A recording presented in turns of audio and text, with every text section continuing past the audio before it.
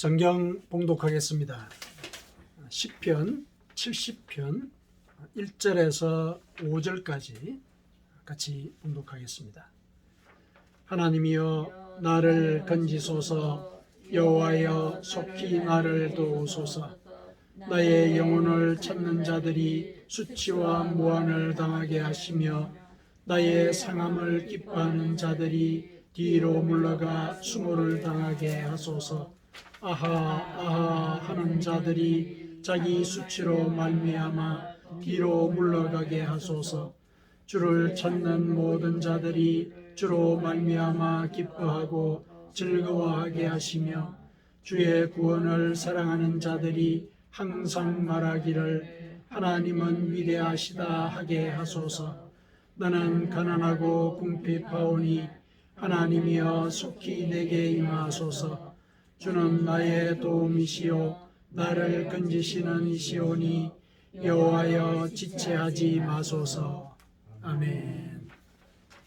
하나님께 우리가 기도를 할 때 우리는 오늘 본문의 이 간청처럼 여호와여 속히 나를 도우소서 이런 마음으로 하나님께 기도할 때가 많으실 겁니다. 기도한 즉시 응답이 임하기를 우리가 많이 바랍니다. 그것은 그 상황이 그만큼 긴급하기 때문에 그렇게 기도를 하는 것이고, 또 긴급한 만큼 마음이 또 간절하지요. 그런 간절한 마음을 하나님께 올려드리기 때문에 또 하나님의 임재가 확실시되는 이제 그런 마음으로 또 우리가 기도를 하기도 됩니다. 오늘은 특히 종려주일인데요. 종려주일은 2000년 전에 이스라엘 땅에 예수님께서 예루살렘 성에 입성하실 때 그 연도에 있던 백성들이 종려나무 가지를 꺾어서 그 구세주의 도래를 환영하는 그런 일을 기념하는 그런 주일입니다. 2000년 전에 이제 그런 일이 있었었는데 그 연도의 그 백성들은 무슨 마음으로 예수님을 구세주로 환영을 했을까? 종려나무 가지를 꺾어서 흔들었다는 것은 그만큼 환영을 한다는 것을 눈앞에 표시를 한 것이죠. 어떤 마음으로 그렇게 환영을 했을까? 그 당시 그 사람들의 상황이나 처지를 우리가 고려를 해본다면 아마도 이 오늘 본문과 같은 간절한 기도를 한 것이 아니었을까? 우리가 그렇게 짐작을 해봅니다. 그 상황은 굉장히 음혹했고 또 속히 하나님의 그 은혜가 임하기를, 구원의 은혜가 임하기를 간구하는 이제 그런 그 시대 상황이었죠. 그런 마음으로 아마도 구세주를 환영하지 않았을까 이렇게 생각을 해봅니다. 그런데 기도라고 하는 것은 하나님께 문제를 의탁하는 것이죠. 부탁을 드리는 것이죠. 부탁을 드린다라면 실은 하나님의 일정에다가 그것을 맡기는 것이 기도란 말이죠. 그런데 우리는 속히 나의 기도에 응답하소서 그렇게 기도를 하죠. 이스라엘 백성들 그 연도에서 종려나무 가지를 흔들었던 그 사람들도 아마 속히 우리를 구원하소서 이런 기도를 올리지 않았을까 이렇게 우리가 생각을 해보는데, 그런데 그걸 이제 기도라고 생각을 한다면은 사실 우리의 이 일정에다가 하나님의 일정을 맞춰 주십시오 이렇게 요구하는 것이나 다름이 없죠. 그런 점들이 있거든요. 기도라고 하는 것의 원리가 그러하다는 것인데, 그렇다면 이제 기도의 원리와 우리의 기대가 서로 안 맞는 거죠. 그렇다면 우리는 사실상 신속한 응답을 기다리는 그런 마음을 갖고 있는데, 그럼 우리가 바라는 이 신속한 응답의 의미는 무엇이고 하나님은 거기에 대해서 어떻게 반응을 하시는가? 하나님은 우리의 기도에 대해서 응답을 하지 않는 분이 아니시거든요. 그렇다면 우리가 신속히 응답하기를 바랐을 때 하나님은 하나님의 뜻에서 신속한 응답을 하시거든요. 기도를 하시면은, 우리가 기도를 하면은 하나님은 기도에 대해서 응답을 하시겠다고 약속을 하셨기 때문에 우리가 신속하게 해달라고 기도를 했을 때 하나님은 하나님의 일정에서 신속하게 우리에게 응답을 해 주십니다. 그런데 그게 우리의 기대와는 맞지 않는 그런 점이 있는 것이죠.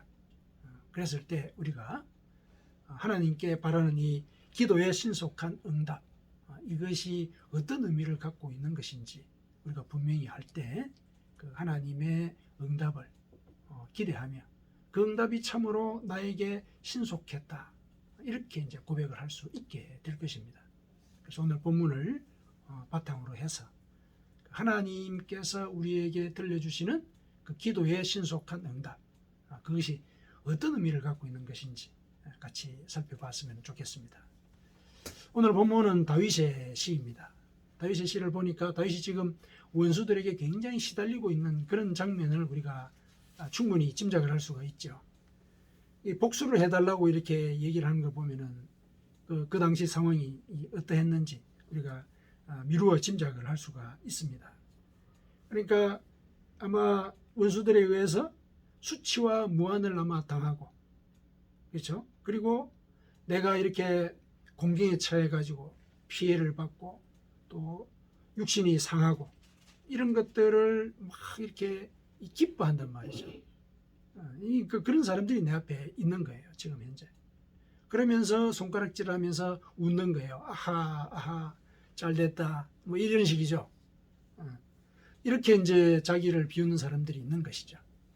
그래서 이들에 대해서 다윗이 하나님께 사실은 보복을 해달라고 얘기를 하는 거죠. 그들이 나에게 했듯이 똑같이 그들이 당하게 해주십시오. 그들이 수치와 무한을 당하게 하시고 그들이 부끄러워서 뒷걸음질 치게 해주십시오. 자기들이 한 짓에 대해서 사람들이 아하 아하 조롱하는 이런 일을 당하게 해주십시오. 이렇게 하나님께 요청을 하죠. 이렇게 복수를 요청을 하는 이 심정이 오죽했겠습니까? 그만큼 이제 이 원수들의 이 괴롭힘이 심했다는 것이죠. 그렇게 심했습니다. 그러면서 이제 한편으로 이제 4절에 보니까 또 이런 기도를 함께 올리고 있죠. 주를 찾는 모든 자들이 주로 말미암아 기뻐하고 즐거워하게 하시며 주의 구원을 사랑하는 자들이 항상 말하기를 하나님은 위대하시다 하게 하소서. 그러니까 온전히 자신의 상황을 회복시켜 주시기를 기도한 것이죠. 그러니까 앞서 원수들의 어떤 이런 괴롭힘, 이것도 사실은 정리를 해주시고 또 그것을 봤기 때문에 기뻐할 뿐만 아니라 또 나의 상황도 온전히 회복을 시키사 온전히 하나님은 위대하시다, 이런 찬양을 항상 올리는 상태로 나를 바꿔주십시오. 나의 상황을 바꿔주십시오. 이렇게 이제 기도를 한 것이죠. 실은 이제 이런 기도를 보니까 하나님의 질서가 온전히 회복되기를 이제 기도했다, 이렇게 이제 볼 수가 있습니다. 악을 척결하고 선한 자들이 하나님의 이렇게 대접을 받는 이런 질서가 회복되기를 바란다, 이 기도를 사실은 이제 올린 것이죠. 그러면서 이제 이어서 여호와여 지체하지 마소서, 속히 내게 임하소서, 이 말을 이제 덧붙이는 거죠. 그러니까 이렇게 하나님의 질서가 성립이 되기를 이렇게 간곡히 기도를 합니다. 이렇게 간곡히 기도를 하는 그 근본적인 이유를 다윗이 고백을 하고 있죠. 이 원수들이 이렇게 나를 괴롭히는데도 내가 어떻게 할 도리가 없는 거예요. 어떻게 할 도리가. 왜냐?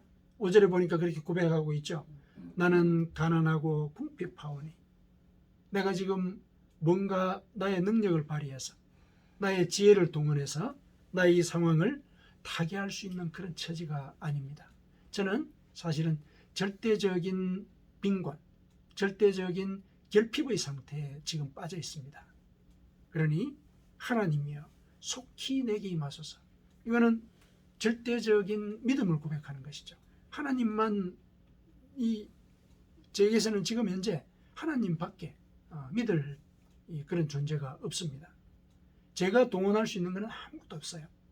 이러한 이제 절대적인 결핍, 이 결핍이 하나님만을 믿는 이 절대 믿음으로 이렇게 표현이 되고 있습니다. 다윗이 지금 그런 상황인 것이죠. 그런데 놀랍게도 이런 기도가 지금 시편 70편에만 나오는 게 아니고 시편 40편 13절에서 17절 거기에도 거의 유사한 이런 내용으로 그대로 고백이 되고 있습니다. 그대로 이렇게 기도가 그대로 올려지고 있거든요. 이건 뭐냐면은 이와 같은 상황이 다윗의 삶 속에 실은 반복이 되었다는 거죠. 반복이 되었다는 겁니다. 그러니까 이제 다윗의 입장에서는 이와 같은 일들이 이제는 더 이상 더 재발하지 않도록 하나님 최종적으로 하나님의 질서를 이 땅에 베풀어 주십시오. 이런 소원을 올린 것이죠. 그래서 그런 차원에서 이 시편 70편을 보니까 다윗의 이 기도는 그 최후의 심판, 최종적인 심판, 그 상황이 도래하기를 바라는 그런 것이라고 우리가 해석을 해볼 수가 있습니다. 최후의 심판 때는 양과 염소가 좌우로 갈리듯이 갈라진다 그러지 않았습니까? 악한 자는 그 악한 행위대로 받을 것이고 선한 자는 그 선한 행위의 의로움의 대가를 받게 될 것이다. 이것이 최후에 성취되게 될 하나님의 질서의 내용이지 않습니까? 이 시편 70편의 내용이 사실은 그와 같은 상황을 암시를 하고 있는 거예요. 자기를 괴롭혔던 이 악한 세력들 더 이상 더 자신을 괴롭히지 못하도록 그들이 나에게 했던 대로 똑같이 당하게 해주십시오. 악에게는 처벌과 심판을 내려주십시오. 이걸 요구를 하고 있고 선한 자는 항상 당신은 위대하시다. 하나님은 위대하시다. 이 찬양을 항상 올리게 해주십시오. 이렇게 기도를 한 걸 보니까 항상 그런 찬양을 올린다는 것은 바로 구원이 임한 그런 상황이죠. 구원이 임했기 때문에 그런 찬양이 항상 가능한 거잖아요. 그런 이제 이 최후의 심판과 같은 이런 최종적인 하나님의 질서가 이 땅에 임하기를 다윗은 간구를 하고 있습니다. 그런 하나님의 질서가 속히 임하기를 간구를 하고 있죠. 그런 마음이 서두에서 우리가 언급했던 그 이스라엘 백성들 종려나무 가지를 흔들면서 예수님을 구세주로 맞이했던 그 당시 그 사람들의 마음에 이런 기도가 담겨 있지 않았을까 이렇게 생각을 해봅니다. 그 당시에 이스라엘 백성들이 얼마나 고통스러웠냐면은 다윗이 지금 고백하고 있는 그와 같은 처지였죠. 절대적인 결핍의 상태였습니다. 거대한 제국이 그 나라를 다스리고 있었죠. 구체적으로 예를 들어서 설명을 하자면은 그 이스라엘 땅은 로마에서 보면 변방이지 않습니까? 변방에는 이제 그 수비대들이 와서 그곳을 다스리게 되는데 변방 수비대들의 그 월급을 줘야 되지 않습니까? 그 수비대들의 월급은 중앙정부에서 주질 않았어요. 그러니까 자체적으로 해결하게 한 거예요. 당연히 수탈이 벌어지게 되었죠. 당연히 수탈이 있습니다. 눈에 띄는 것 자기들 마음대로 군인들이 가져가 버리는 거예요. 거기에 대해서 이의를 제기를 못해요. 얼마나 억울했겠어요. 그 사람들이 가진 것이 뭐 예를 들어서 양 한 마리다. 가져가 버리는 거예요. 그런 일들이 있어도 아무 소리도 못하는 이제 그런 상황이었습니다. 거기에 대해서 뭔가 이의를 제기를 했다 그러면은 이제 예를 들어서 여러 명이 모여가지고 이 항의를 했다 그러면 반란의 조짐이다. 이렇게 규정을 해가지고 잔혹하게 처벌을 했습니다. 잔혹하게 처벌을 했어요. 그 마을 사람들을 다 죽여버리는 거예요. 그런 일들이 벌어졌거든요. 그러니까 반란의 조짐 자체가 없도록 사실은 그 팍스 로마나라고 하는 것이 그런 거예요. 팍스 로마나라는 것이 로마의 평화라 그래가지고 로마의 태평성대를 가리키는 말이거든요. 로마의 평화, 피스 오브 로마를 라틴어로 팍스 로마나라 그래요. 그런데 그 속을 살펴보면은 이 공포의 평화인 거예요. 누군가 이의를 제기하면은 가서 완전히 숨을 죽여버리는 그런 이 공포의 정치가 그 이스라엘 땅에서 실은 진행이 되고 있었거든요. 그런 상황이니까 아무도 거기에 대해서 이의를 제기를 못하는 그런 상황을 겪게 되었죠. 그리고 더 중요한 것은 하나님의 이 진리, 또 유대인들의 믿는 그 하나님이라는 존재, 이런 존재에 대해서 이 당시에 그 로마인들은 관심을 갖지 않았죠. 자기들이 이 땅의 주인이고 자기들이 이 땅의 신이니까 관심을 갖고 있지 않았던 거예요. 그래서 나중에 벌어지는 일이긴 하지만은 빌라도가 예수님을 신문을 할 때 이런 상황이 벌어지죠. 빌라도가 예수님께 질문을 합니다. 진리가 뭐냐? 이렇게 묻죠. 사실 질문을 하면은 그 질문에 대해서 답을 들어야 되지 않습니까? 답을 듣지를 않아요. 그리고 바로 다른 일을 해버리죠. 그거는 당신네들이 믿고 있는 그 진리라고 하는 거 나는 관심이 없어. 그 얘기죠. 진리가 뭐냐라고 물었을 때 예수님의 답변을 기다려야 되는데 안 듣고 그냥 다른 일을 해버리는 거죠. 그러니까 무시하는 거예요. 이 피지배 민족이라는 거죠. 피지배 민족이 주장하고 또 신봉하고 따르고자 하는 그 진리라는 거, 지금 너희들 눈앞에 보고 있는 이게 바로 그 진리의 현실이 아니냐. 너희들이 진리의 스승이라고 따르는 자 지금 죄인으로 잡혀와 있지 않느냐. 이걸 이제 그 무시하는 그 순간에 표명을 한 것이죠. 그런 상태의 어떤 그 삶을 이스라엘 백성들이 살고 있었습니다. 그러니까 그들이 예수님께서 예루살렘 성에 입성을 하실 때 호산나 다윗의 자손이야 이렇게 환호를 하면서 그 예수님을 환영하지 않았습니까? 그 예수님을 다윗의 자손이라고 불렀던 거기에 그들의 소망이 그대로 직접적으로 녹아나 있죠. 이들은 다윗 시대의 영광이 재현되기를 기다리는 거예요. 예수님이 기적을 행하시는 거 많이 들어서 안단 말이죠. 그와 같은 초월적인 능력을 활용을 해서 지금의 이 로마 이 제국의 압제를 해결해 주십시오. 속히 임하여 주옵소서. 아마 그런 이 소망을 담고 호산나를 외치지 않았을까, 이렇게 짐작을 해봅니다. 호산나라는 말은 우리를 구원하시기를 비나이다, 그런 뜻이에요. 그런 뜻인데 실제로 그런 어떤 그 문장 차원의 뜻을 갖다가 전하기도 하지만은 호산나라는 말 자체가 하나의 호칭이에요. 구세주를 가리키는 호칭이에요. 그들이 연호한 그 뒷분에 보면은 가장 높은 곳에서 호산나 이런 말로 그치잖아요. 가장 높은 곳에서 호산나. 그게 뭐냐면은 호산나라고 하는 그 존재가 가장 높은 곳에 계시는 분이시다. 하나님이시란 얘기죠. 가장 높은 곳에 계시는 구원자, 이런 뜻으로 예수님을 불렀어요. 근데 그분은 다윗의 자손이에요. 다윗의 자손이라고 지칭을 한 그 밑바닥에는 이들이 예수님이 속히 이들의 속압 상태를 벗겨주십시오, 그런 소망을 담아놓은 것이죠. 그러니까 오늘의 본문에 다윗이 외친 것처럼 속히 임하소서, 이런 기도를 그 연도의 백성들이 외친 것이다. 이렇게 이제 우리가 생각해 볼 수 있습니다. 간절한 기도를 올린 것이죠. 그 사람들도 간절하게 기도를 올렸습니다. 그런데 그들이 그렇게 간절히 기도를 올렸는데 그 기도에 대한 응답이 신속하게 왔느냐? 아니, 오히려 그런 기대가 배반당하는 일이 벌어졌죠.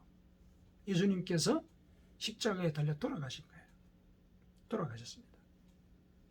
그래서 그들을 억압했던 자들이 여전히 아하 아하 하면서 손가락질을 하는 거예요. 여전히 무시하고 조롱하는 그런 일들이 계속 진행이 됐습니다. 그 연도의 백성들의 그 간절한 기도는 어떤 면에서 보면은 무참하게 배반을 당한 그런 상황이었습니다. 그렇게 되면 이제 하나님께 대한 믿음이 흔들리게 되는 이런 일들을 그들도 아마 겪지 않았을까 이렇게 생각을 해봅니다. 이와 같이 우리는 간절한 기도를 했을 때 하나님이 그 기도에 대해서 신속히 응답하기를 바라는 그런 마음을 갖고 기도를 하는 경우가 많이 있습니다. 솔직한 마음이죠. 신속히 나의 기도에 응해 주시옵소서. 그렇게 기도했는데 하나님은 그런 기도에 대해서 분명히 기도에 응답하신다고는 했는데 가만히 보니까 우리의 그 일정과는 다른 일정을 갖고 계시다는 것, 이걸 우리가 이제 알 수밖에 없는 일들이 이어서 진행이 되고 있죠. 예수님께서 십자가에서 돌아가신 그것은 그들이 실제로 바라던 그 현상 그대로 다윗의 자손으로서 그 기도를 응답하신 것은 아니었지만은 오히려 그것보다도 더 크고 더 깊은 계획에 따라서 그 기도에 응답하신 것이죠. 십자가에서 달려 돌아가심으로 해서 그 사실을 믿는 자는 그 이후로는 육신을 죽이는 자들을 두려워하지 않는 그런 믿음을 갖게 되지 않았습니까? 육신을 죽이는 자 로마의 압제, 그것을 두려워하지 않는 그런 믿음을 갖게 되었어요. 그러니까 그들에게는 영원한 구원이 임한 것입니다. 이것이 그들에게 들려주신 하나님의 응답이었고, 그 기도의 응답은 그 어떤 것으로도 대체할 수 없는 것이기 때문에 오히려 신속한 응답이었다는 것이죠. 가장 신속한 응답. 그렇게 하나님은 우리의 기도에 대해서 사실상 신속하게 응답을 하십니다. 그 신속함이 우리의 뜻과는 다른 것, 그것뿐인 것이죠. 왜 다르냐? 하나님께서 당신에 대해서 소개를 하실 때 그렇게 얘기를 하셨죠.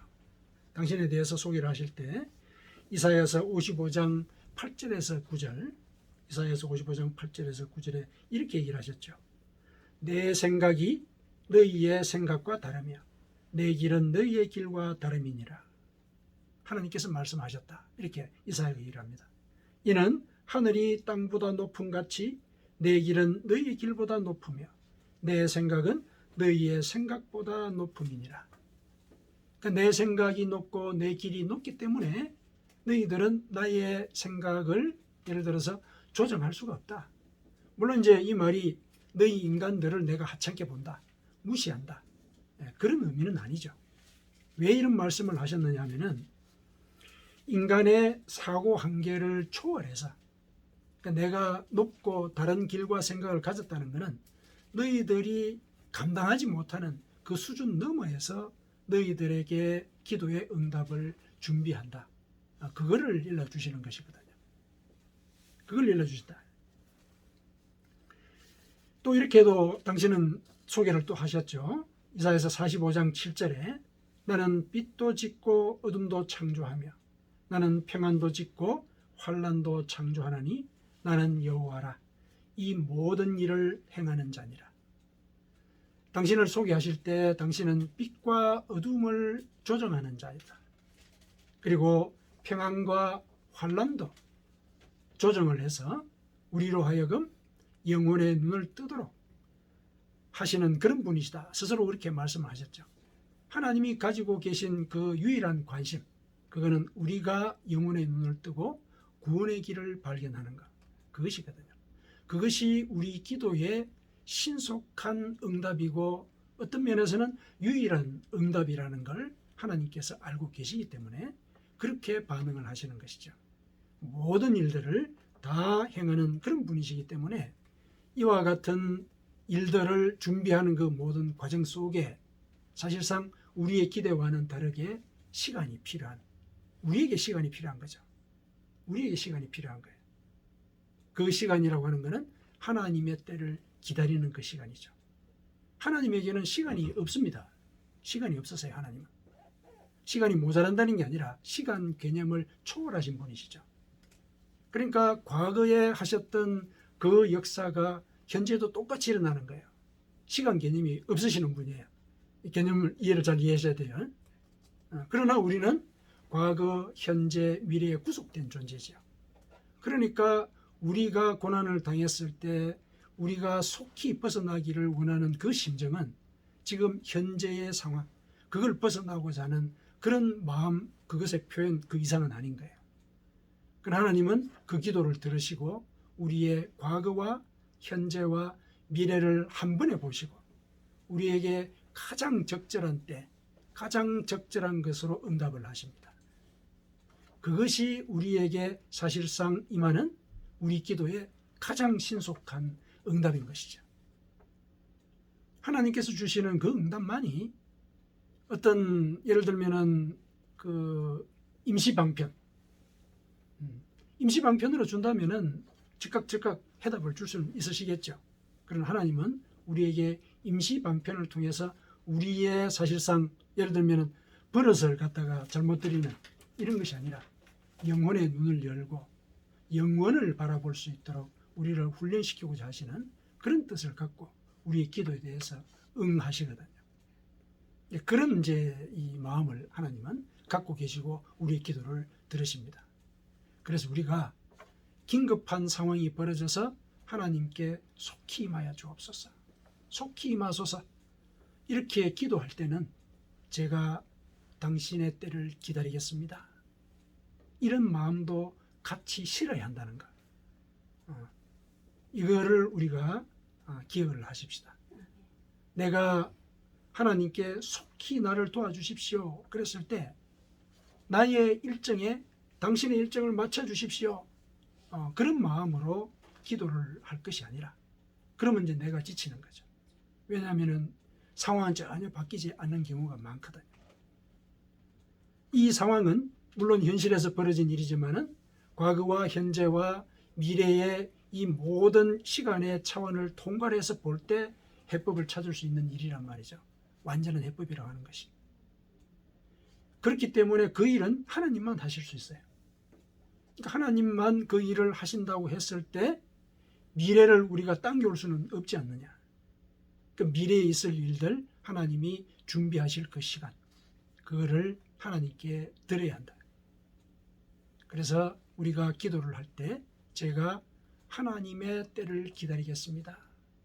이런 마음도 같이 실어야 한다는 것. 그것을 우리가 기억을 하십시다.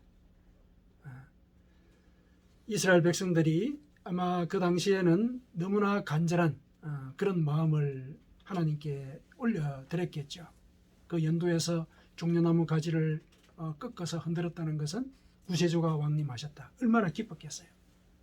당장 내일이면은 이 지긋지긋한 압제에서 벗어난다. 이런 기대를 했을 수도 있죠.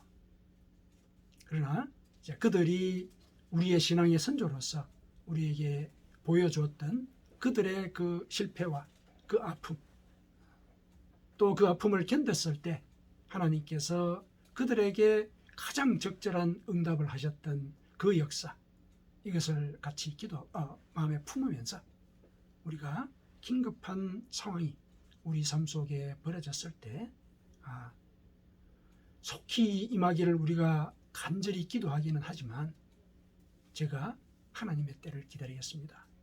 이런 마음도 같이 실어야 하는 것, 이거를 우리가 기억을 하십시다. 사랑하는 성도 여러분,